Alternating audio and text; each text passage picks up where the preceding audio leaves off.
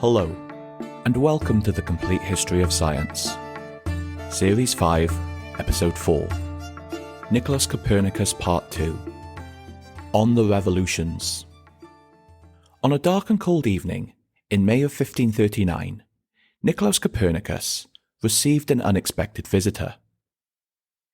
Joachim de Porris, known as Rheticus, was a mathematician from the University of Wittenberg. Rheticus was around 25 years old and something of a prodigy, having become a professor of mathematical astronomy at 22. By contrast, Copernicus was 66 years old, grey-haired and feeling the pains of age. He was also unused to receiving guests such as Rheticus. In the 30 years since he wrote the little commentary, Copernicus had published exactly nothing. He had never been attached to a university and had never lectured on astronomy. Unlike his friend, Tiedemann Gies, who was now bishop of a neighbouring diocese, Copernicus was still a canon at Frombork Cathedral. He had spent his entire career quietly working on his administrative duties, such as calculating and collecting rents across the Diocese of Warmia. Despite this, Copernicus still had some reputation. In 1539, Rheticus was on a break from university, and likely he first heard of Copernicus while visiting the free imperial city of Nuremberg. Rheticus was travelling across Europe, looking to meet fellow mathematicians, and chose the bustling city of Nuremberg as it was one of the continent's intellectual hubs. Thanks in part to the legacy of Regiomontanus, the city was also a great centre of book publishing. Rheticus befriended a man here, Johannes Petraeus, who was among the leading printers of astronomical works in Europe, having published texts by Regiomontanus. He also met Johann Schoner, a maker of astronomical instruments, as well as a cartographer and a geographer. Rheticus bonded with Schoner over a shared passion for astrology, and it was during their discussions Rheticus learned of Copernicus. Since around 1510, Copernicus's heliocentric theory had been known amongst friends and acquaintances, and copies of his little commentary circulated between enthusiasts. Many of his close friends, Bishop Gies foremost amongst them, had urged him to publish, but time and again Copernicus had refused. Word of his cosmology spread, and even reached the Vatican, where a friend of Copernicus worked as a secretary to a cardinal. In 1533, in the shade of the Vatican gardens, this friend presented the heliocentric model to the cardinals and the Pope. The reception was favourable, and one of these cardinals wrote to Copernicus, urging him to give more detail. But even this grand overture failed to motivate him into action. Copernicus must have seemed at this time a mysterious and perhaps reclusive character, whose strange idea was likely discussed as an interesting curio, rather than a serious theory. Rheticus, however, was a natural reactionary, and was immediately taken with the idea of a heliocentric universe. He was determined to learn more, and so with typical youthful exuberance, took the bold decision to make the 1,000-kilometre journey northeast to Frombork on the frozen Baltic Sea. He carried with him a letter of introduction from Schoner, but even so, the welcome he would receive was uncertain. Copernicus had never had a student, and aside from Bishop Gies, no close confidants. There were also greater reasons he might receive a frosty reception. In the 16th century, the Church was in the process of fracturing, as Martin Luther, with the backing of several German princes, was forming the new Protestant Church. Rheticus, a professor at Luther's own university in Wittenberg, was a Protestant, and therefore might not be welcomed in Catholic Poland. On arriving at Copernicus's doorstep in Frombork, Rheticus produced his letter of introduction from Schoner and several beautifully bound mathematical works, gifts from the print shop of Petraeus. Perhaps even more precious, he also brought some observations made by Schoner of the planet Mercury. Whether or not this won over Copernicus, we don't know, but soon Rheticus, exhausted from his journey, became severely ill. Copernicus took him in and used his medical knowledge to nurse him back to health. After recovering, Rheticus stayed, and the two men began to talk astronomy. Copernicus must have been initially reserved. He had only previously discussed his theory with his closest friends, and harboured a deep uncertainty about how it would be received by the outside world.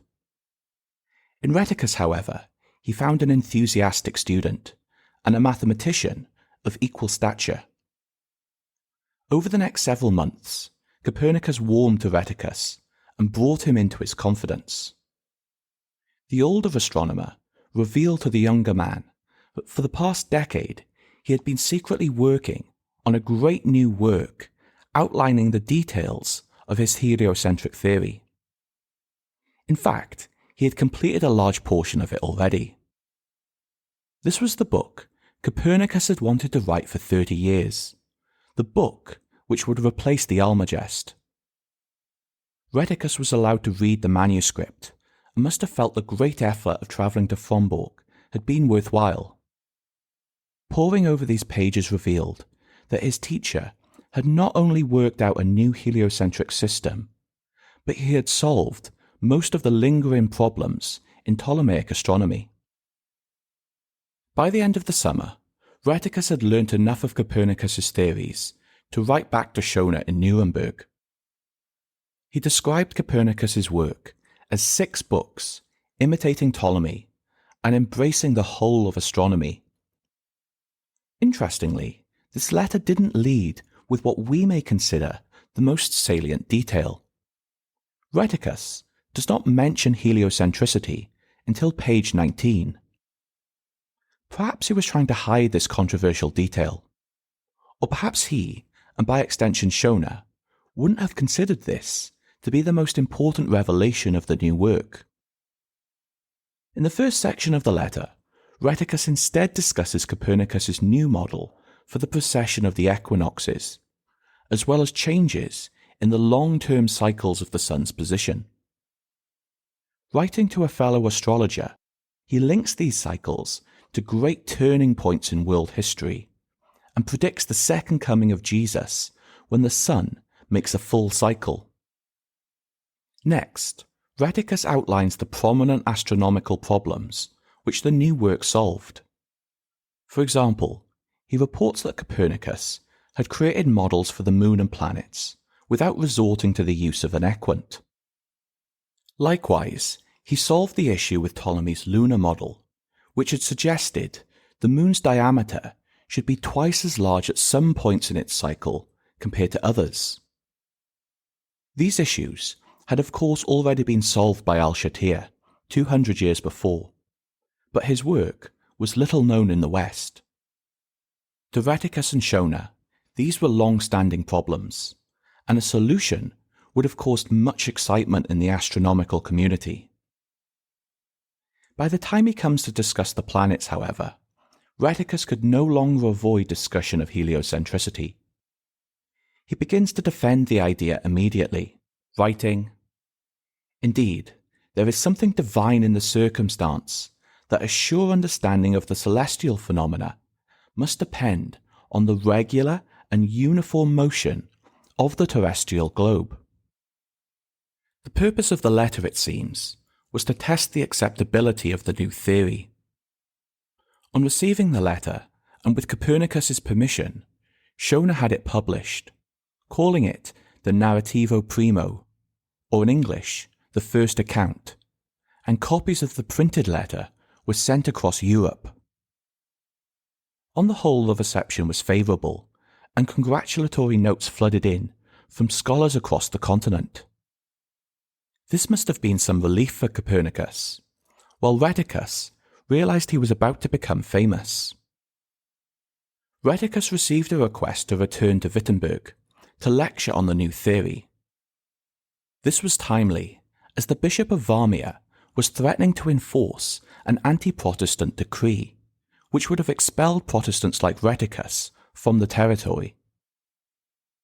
The publication of the first account, then, may have been a premature ending to the collaboration between Rheticus and Copernicus, if not for the intervention of Tiedemann Gies. For decades, Gies had watched his friend work on his theories in private, without ever coming close to publishing. Rheticus, however, had spurred Copernicus into action, and Gies worried that without him, Copernicus would once again lose faith in the project. Despite the positive reception of the first account, Copernicus was still not completely committed to publication. Copernicus was by nature a careful and instinctively conservative man. For 30 years, he was troubled by doubt, worried about the reaction to the heliocentric model, particularly from a religious perspective.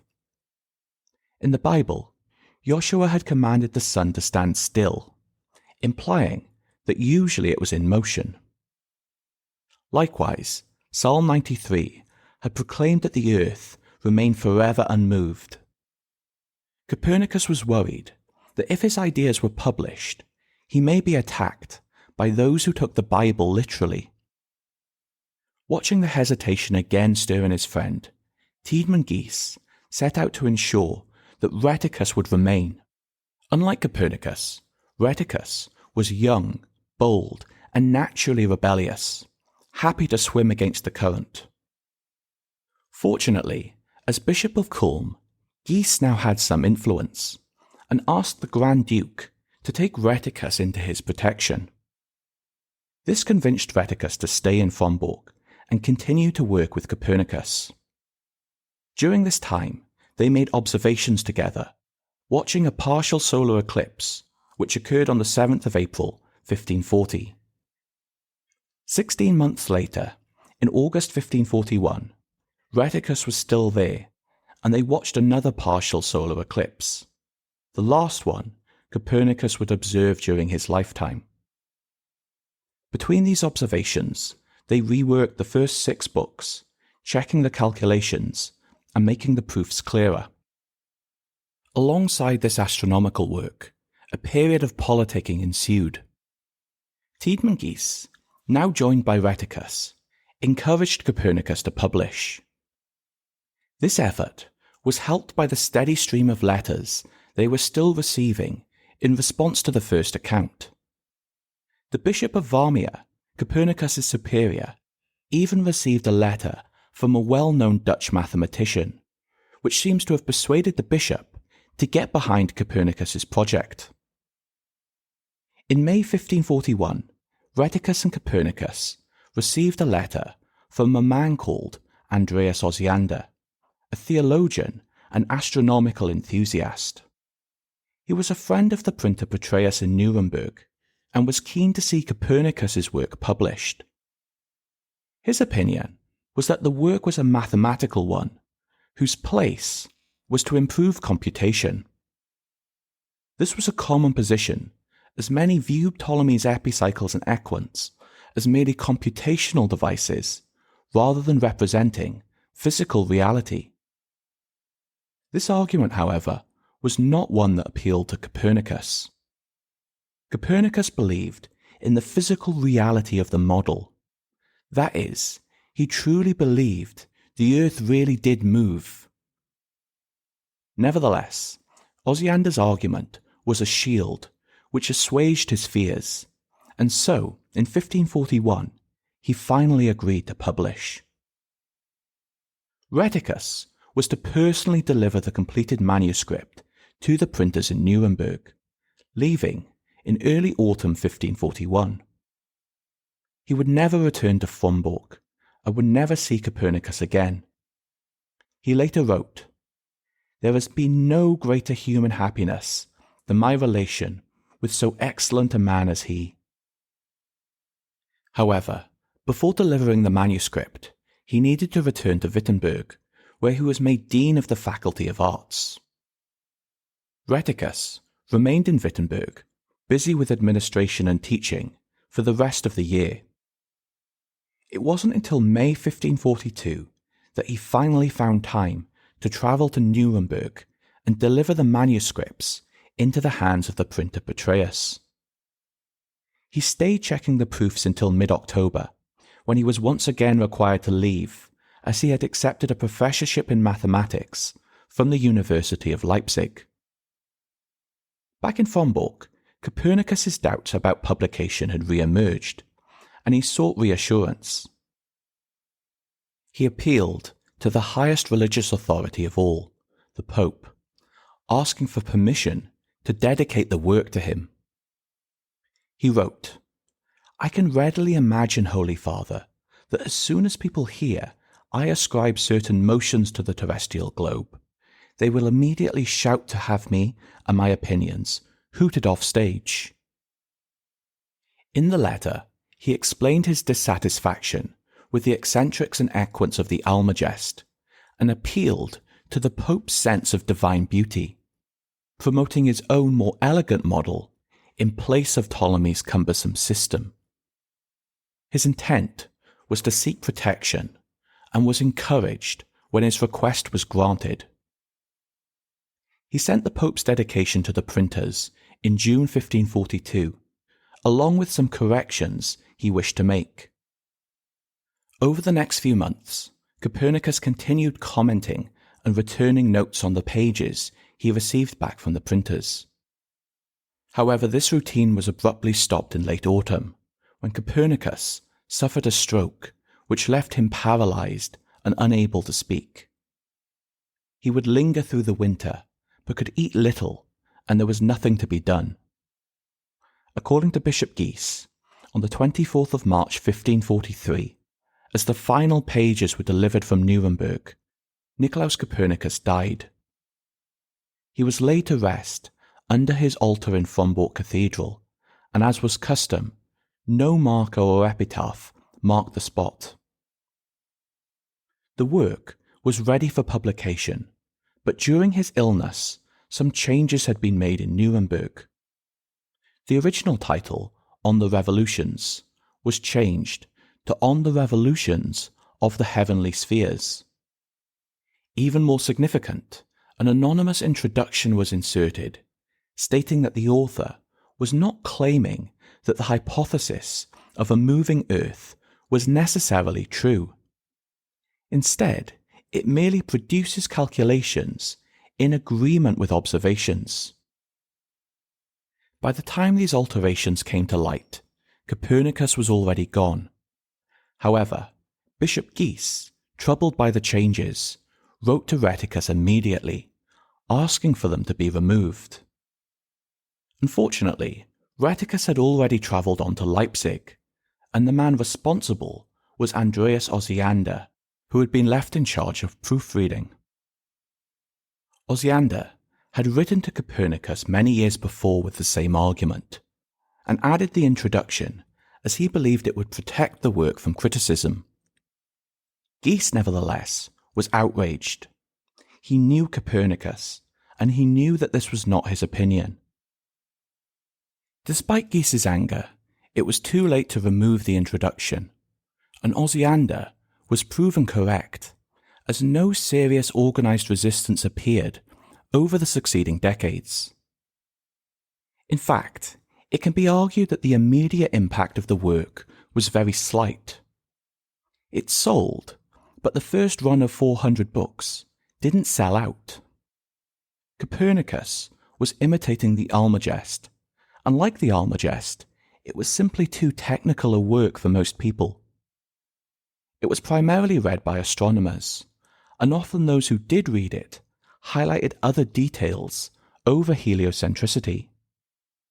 In particular, many were impressed by Copernicus's models eliminating the need for an equant. One admirer was Rheticus's colleague in Wittenberg, Erasmus Reinhold, who wrote on the title page of his copy, "Celestial motion is circular and uniform. a reference to Copernicus's equidless model.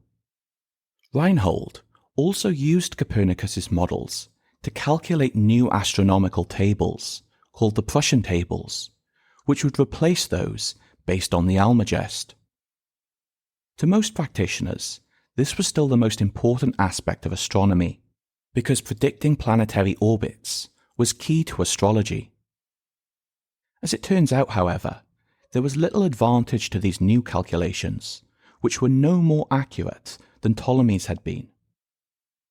The impact of On the Revolutions, then, is best judged not in years, but in decades.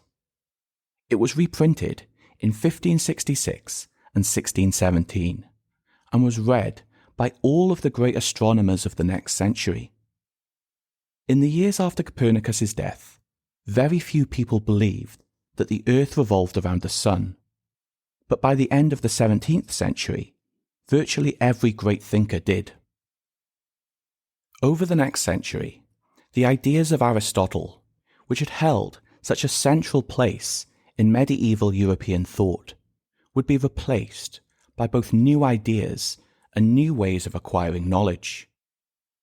This is sometimes called the scientific revolution, and while it was a slow process, it undoubtedly changed how people viewed the world.